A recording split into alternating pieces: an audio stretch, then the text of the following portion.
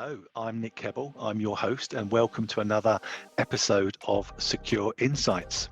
This week, I've got John Walp with me, who's a seasoned cybersecurity professional of 30 years. John, he was a CISO for a large corporate bank in the US for 15 years or so before moving into the consultancy space, worked for the likes of Mandiant and KPMG. So it's been on both sides of the camp, and we largely cover the areas of that CISO, CIO, and CEO, the C-suite relationship, and what it looks like today. What does the CISO need to do to be able to make that step onto the boardroom and be able to talk their language and influence at the boardroom level, and also maybe how the sort of the CEO has the relationship with the CISO as well, what needs to be done there. So real interesting take.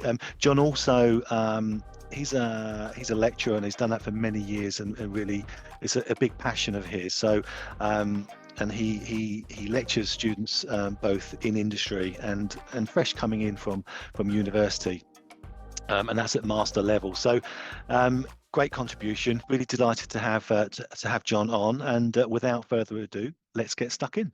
Thanks for coming on board. Yeah, thanks for having me, Nick. Appreciate it. Good stuff. So, John, I know that you come from a CISO background. You worked for M&T Bank for 15 years or so, based in Buffalo, but you've also then crossed over to the consultancy space, worked at KPMG at sort of MD level, and other bits and pieces. But if I sort of hand over to you to give us a quick overview Sure. to the listeners.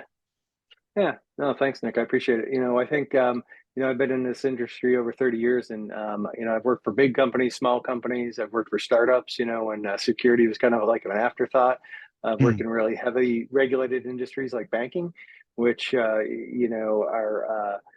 the tip of the spear when it comes to cyber and, where, threat actors are going to. And, I'm currently looking to probably go back into that space, spent some time in consulting. So I've seen, been on the other side of the table, if you will, which was, pretty interesting from, a career perspective to be, trying to introduce concepts and sell solutions to, folks that were in my seat, not that long ago.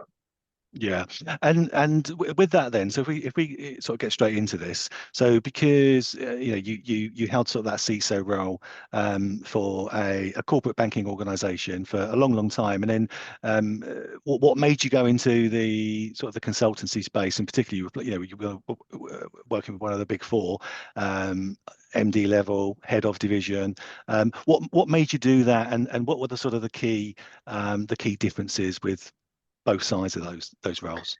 Yeah, I think what really drove me to is at the time, if you remember, threat actors were really focusing on hitting the banks with ACH and wire fraud. Like this concept of like account takeover was actually a new thing, and keystroke loggers like Zeus and all these things were just new on the space, and I found it really, really intriguing, and spent a big chunk of my time.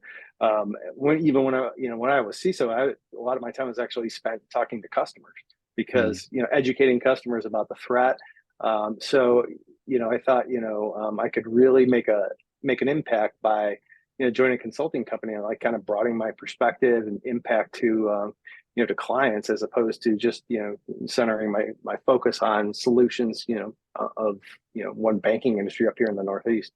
Yeah, and I guess fast forwarding to now, the landscape generally with the attacks and threats, and what are we, from your perspective, what are you seeing happen at the moment? What's the sort of the dynamic? I think it's interesting because I've seen it evolve over time. Where if you take the example I used in kind of the kickoff, ACH and wire fraud, right? That still happens, but account takeover has kind of evolved. And you add in things like AI, generative AI, and where I've seen instances where threat actor is using, AI to actually impersonate the CEO's voice. And then where, years ago used to be the threat actor was inside the client's email system and, had access to the CEO's email and then sent that email late Friday evening to the CFO and said, "Hey, we're buying this company. Wire this money," right? So I think it's changed in some respects. Where there was a big focus on the big payoff. You probably saw a lot of healthcare companies were attacked. School districts, those kind of things. But what I'm seeing is kind of like a blended threat where you have threat actors that are, obviously ransomware is a huge thing, still continues to be, but also, extortion. We're going to release, this information. You have, complete access to all your corporate data. Pay us, this amount of money in Bitcoin. And still, denial of service is one of those things that still pops its head up every once in a while, where a company or smaller company may be taken offline, where the threat actor would say, "Hey, you don't pay us, we're going to keeping you knock you offline." Yeah, and because you work for consultancy side for some of the sort of the key players out there, what element of corporates already had that decision that they weren't going to pay, regardless of what threat they were being held with? Did they have set in stone, whatever happens, we're just not paying, so we're going to go through the process.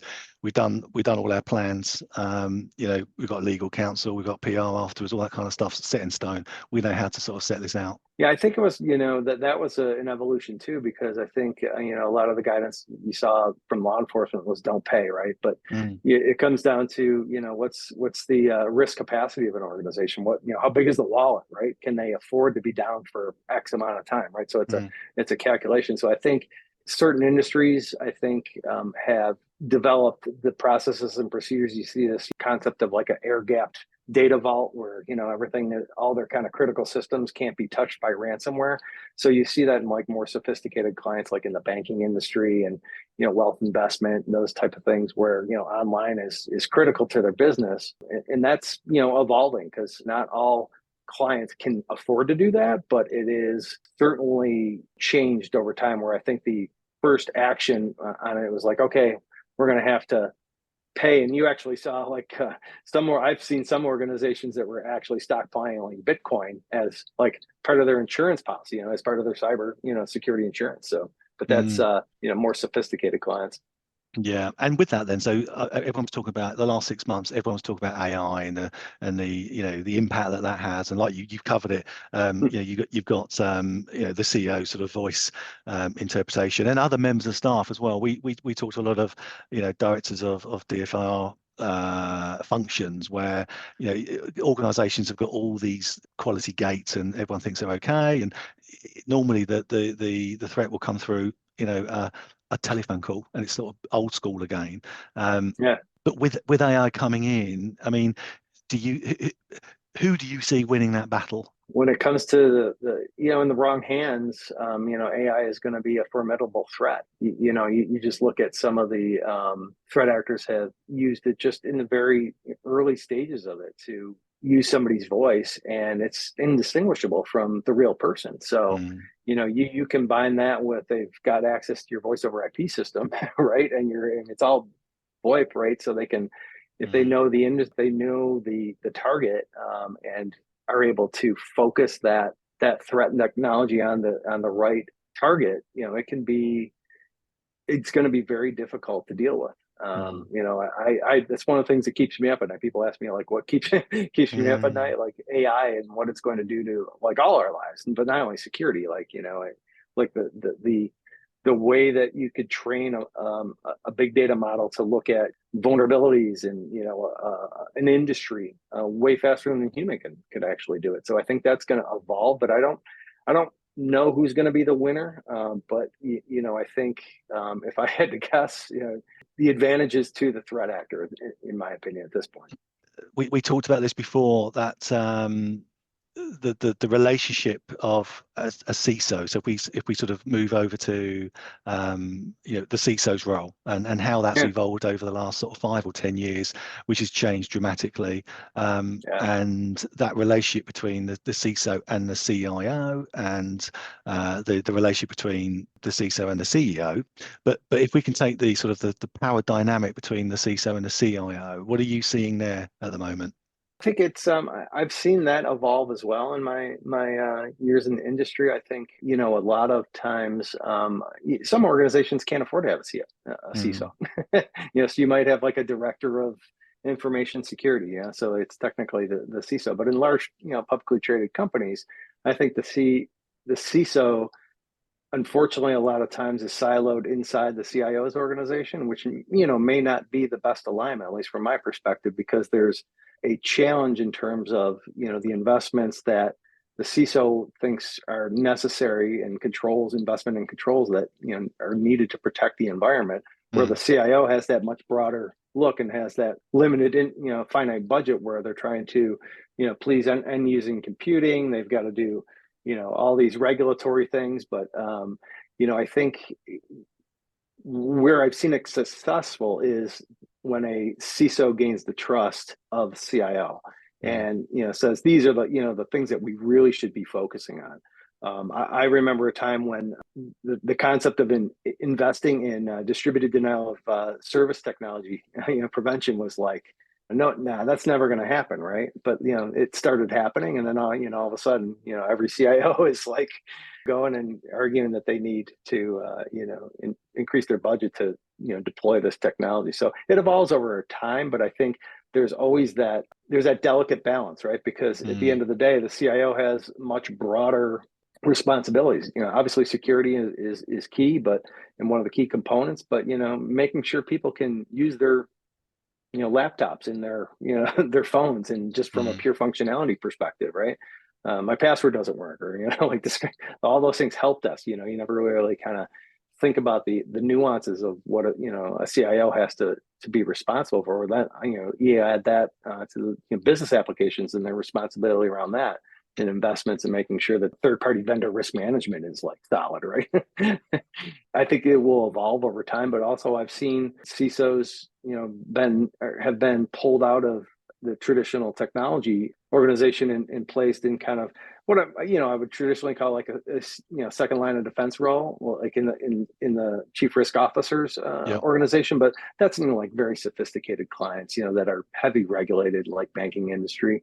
And so that gives, I think, the CISO some level of independence, and so they can work together with the CIO as opposed to being kind of subordinate to a CIO. Yeah, and on that, I mean, I wouldn't mention the organisations at all, but I spoke recently to a couple of large global corporates, and the CIO is doubling up as a CISO and a CIO. What's your thoughts on that? That's a tough one. I think that presents a number of challenges, at least from my perspective, because obviously, like as I mentioned previously, the CIO has broader responsibilities than just securing the data and ensuring that organizations meeting all the rules and regulations of whatever particular industry. But I think, unfortunately, it is a necessary evil sometimes in organizations, because let's face it, CISO talent's hard to find. With some of the new rules with the SEC, a lot of people don't want to jump into the CISO seat because like something happens, like responsibility, tag you're it, yeah, right, yeah, tag you're it, get your resume ready. So people are I don't want to say hesitant, but it's definitely got a new weight to it, if you will, than it did even 5-6 years ago. So I think maybe the CIOs are doing that out of necessity as opposed to really what they best situation. Yeah. Okay. And I mean, moving then to the CEO's role, which ultimately the buck stops with the CEO. If they've got shareholders and they've got a board, and the general sort of C-suite of an organization, and we're having a lot of conversations, a lot of noise around, having a sort of a CISO, and obviously there is a requirement to have a CISO representative on the board of some capacity. So Do you feel that the CISO community as a whole still have a lot to do to sort of make that transition to sort of the boardroom and the language and the business acumen, the understanding of shareholders, the understanding of both sides of the fence, if you like? I think, yeah, unfortunately, I think there's a long way to go. Mm, Because mm, I've seen, even in sophisticated organizations, I've seen the CIO not even having a what I would call a prevalent place at the table, in a lot of boardrooms. Obviously, like in heavily regulated industries, like the CISO has banking, the CISO has a responsibility to report to the board on a annual basis to get approval of the information security program under Graham-Leach-Bliley, right? mm, And mm, then report on a periodic basis on the progress of that. But a lot of times, what I've seen is boards will delegate that authority to like an audit committee or another committee inside the board. But I think even the CIOs that I've interacted with in my time in industry still struggle in that, bridging that gap between technology and what the business does, right? And mhm, shareholder value and how that actually fits, and what it means to investors. Because obviously, anytime there's an event, or there's a potential for an event, it can dramatically affect shareholder value and stock value. So the CEO is kind of stuck, right? So they rely on the CIO. They're like, oh, they handle technology. So, but at the same time, they're worried, they're looking at the CFO saying, hey, are we controlling costs? Are we going to hit the number that we promised the street, this quarter? So I still think there's a way to go, and having CISOs at the board table, I think it's periodic at best, and it's mm, situational. If there's obviously an incident, the board wants to hear all they can from a CISO, because they don't understand what happened, so they need somebody to come in there and talk about it. But that's unfortunately too often. Whereas I think it'd be much more beneficial if the CISO was there and could brief the board periodically on, hey, what's the threat environment, right? We see, I've been in organizations where you kind of look at the threat environment and give senior business executives a layout of what the threat landscape is to their particular industry and maybe to their particular company, mm, right? mm, mm, And do it in a way where the layperson or the business person can understand it and not get into the technical. Who are the threat actors? Yeah, well, do you do business in China? You might want to be worried about that, right? Have you thought about this? So it's getting better, but there's still a long way to go, in my opinion. And do you think that that's a lack of kind of that executive leadership understanding or experience, where it's a different sort of landscape, isn't it? Because if you're sort of on the board, then the communication, the language is a lot different a lot of the time to if you're a CISO. And if everyone that we kind of tend to speak with recommends there should be some sort of further interaction of a CISO having more regular, like you just mentioned, involvement with the board, regular updates, quarterly updates, looking at, like you said, threat landscape. Where's our country going to be? What country zone is going to be the go-to centralization if it does, if we're under attack and all that kind of thing. So do you think that there's still quite a long way to go? How sort of CISOs can be educated to sort of make that transition up? And do you think that they're aware of that? I think in some instances they are, but Mm, unfortunately, I think a lot of times I see CISOs who are very focused on tools, and implementing the next shiny tool and like meeting that compliance requirement. Where at the end of the day, they could probably be better served understanding their business. mm, I teach a master's level class in IT risk management up here at the University of Buffalo School of Management, and I tell my students, you would be well served if you become a information security professional, risk, go into audit, whatever.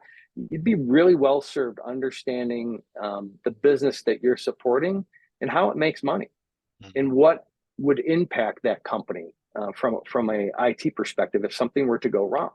I think a lot of folks that come right out of school, they may not look at that, and unfortunately, a lot of CISOs that are in place today are from that generation where they might not just, I was there too. I mean, it took me a while to, I remember when I joined the bank, I was kind of like, I know what banking is, but like, I don't really understand how they make money.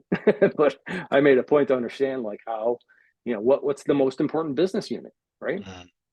So when you're bringing systems back online after a distributed denial of service attack, you recognize that, oh yeah, this particular business unit has more effect on the bottom line than this particular business unit. So we're going to make sure that this one comes up first, right? Not a lot of CISOs, I think, can have that conversation, or maybe they can, but not at the level they need to inside the boardroom. Yeah. So business acumen being a key element there. You just mentioned it. What would you say the sort of the next key strength that a CISO in today's environment should have, or at least try to work towards? I think being able to translate the very technical aspects of threat in a way that the person that has no involvement with technology can understand. I think we take for granted in this industry, like, we kind of all understand these acronyms and terms. And, I also, I spent 22 years in the military, and I remember when I was deployed to Iraq in 2004, I was in the Air Force, and I was deployed to an Army base. And I thought like I was in a different military because they spoke a completely different language that I did, like all the acronyms, everything. So I think, from a security perspective, that is the key, is being able to translate those very technical, difficult situations in terms of technology and threat into layman's terms and business terms that the leaders of a particular business unit can understand and go, yeah, you know what, I understand what you're saying. Like we need to stop things and patch whatever servers over the weekend because this is bad, as opposed to the sky's falling, we have to patch, like, okay, why, right? So that's, I think, a real skill that needs to be developed. Yeah. Okay. And would you then advise, if you were still sort of in that consultancy camp and you were advising corporations, would you still advise CISOs to maybe look at I don't know, taking external executive leadership 4-day, 5-day courses to make that transition, to not talk about how to be a CISO, because obviously they've got that skill set and experience already, and they might have spent 10-20 years on that journey. They could be a deputy, they could be 2 down from a CISO or the CISO, but that leap into, like we just mentioned, the boardroom, being able to talk that language and communicate in the boardroom language to be able to be influential, and maybe sort of take that sort of cybersecurity transition to sort of cyber resilience and be able to sort of get that through to the CEO and the boardroom.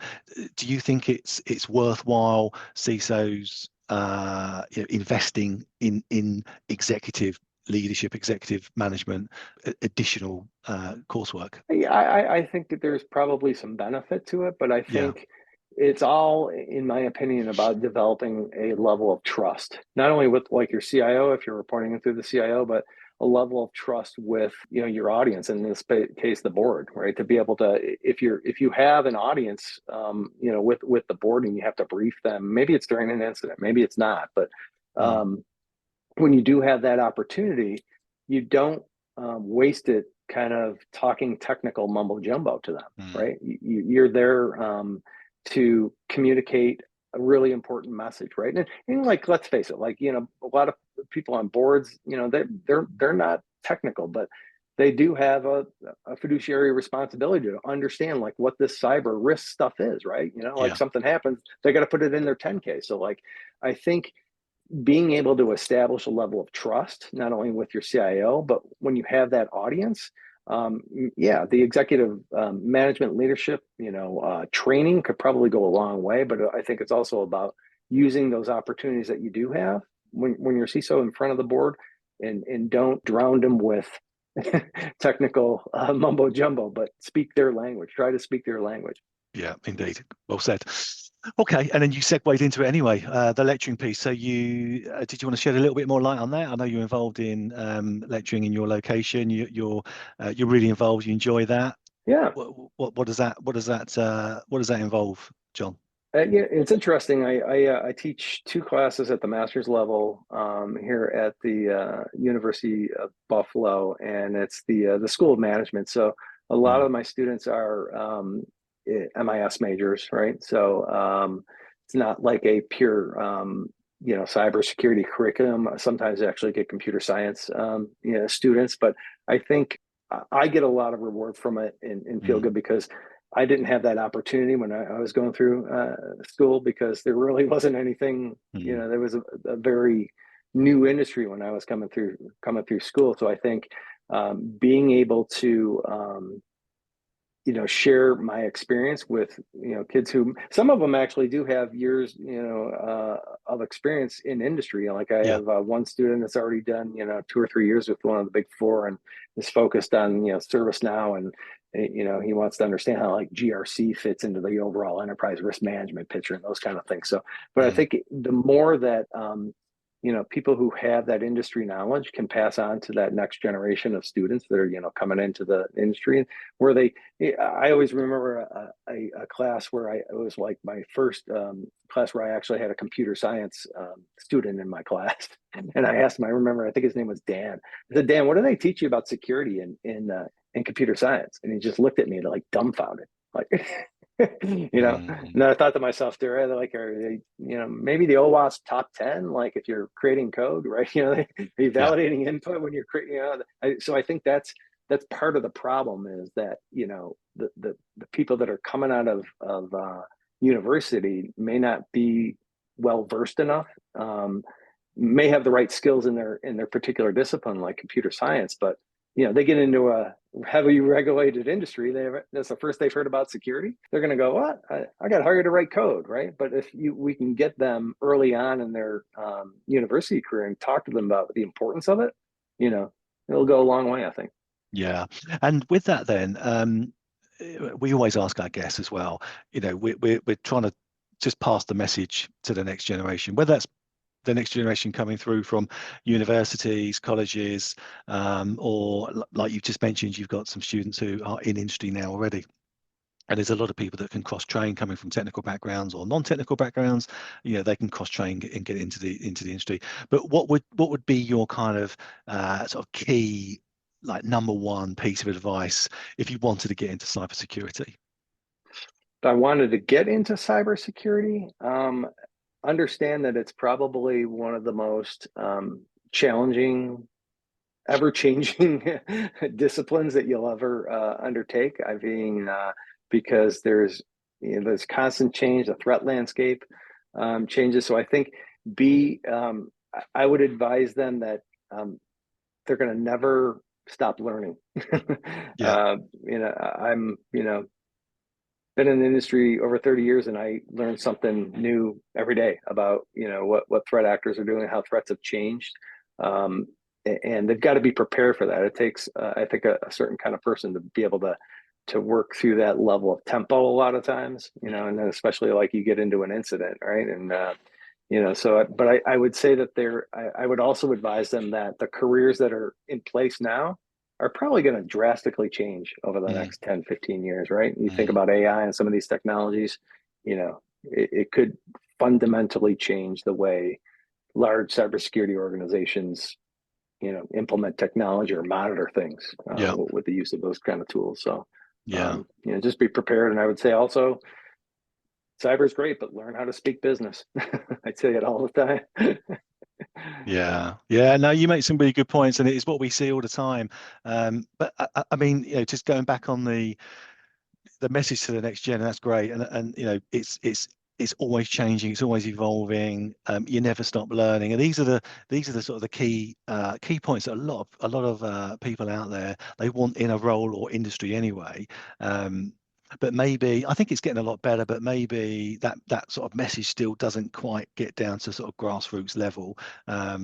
Even before students make it to university, do they know what the cybersecurity industry could offer them, both from a technical or non-technical route in? Obviously, they can take you to two different journeys, but how exciting it would be. You continue to learn. Obviously, yeah, the salaries are great, and like you just said, there's going to be a bunch of new roles. In the next 5 years, we'll be talking about roles we've never Yeah. heard of because they're evolving because of Right. AI and anything beyond AI, Yeah. and not many industries are like that, are they? So it's a really, No. really good path. So yeah, we're it's really good to have sort of advice and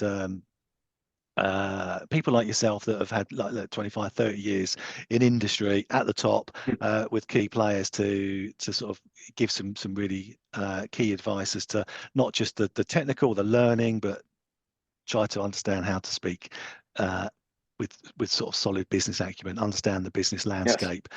Communication style skills is just as important as all the other stuff, isn't it?